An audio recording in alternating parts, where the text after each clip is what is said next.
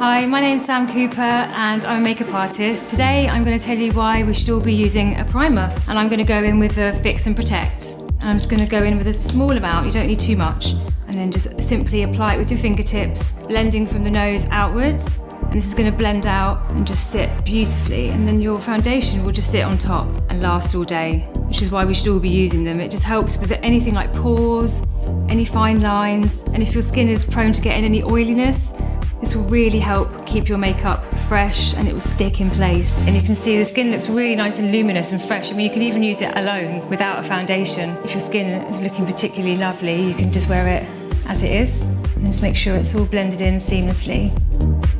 For all tips and tricks, please don't forget to subscribe below.